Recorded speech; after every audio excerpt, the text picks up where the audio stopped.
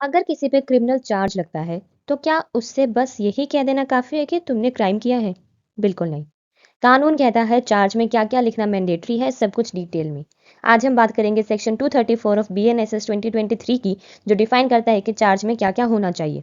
Welcome to law बडी, जहां हम law को करते हैं सिंप्लीफाई, एक वीडियो में एक कंसेप्ट। तो चलिए शुरू करते हैं। सेक्शन 234 बात करता है कंटेंट्स ऑफ चार्ज, यानी कि चार्ज में क्या क्या लिखना जरूरी है।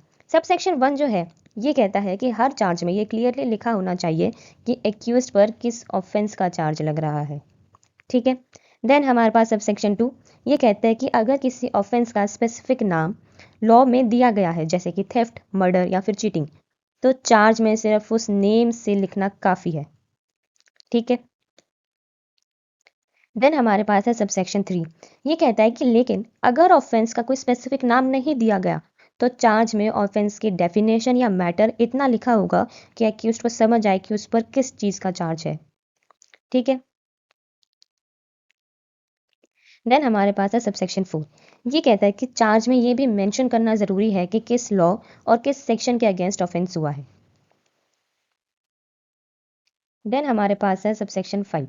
ये कहता है कि जब चार्ज फाइल होता है, तो उसका मतलब होता है कि सारे लीगल रिक्वायरमेंट्स फुलफिल हुए हों उस ऑफेंस को बनाने के लिए, अनलेस कुछ और प्रूव किया जाए।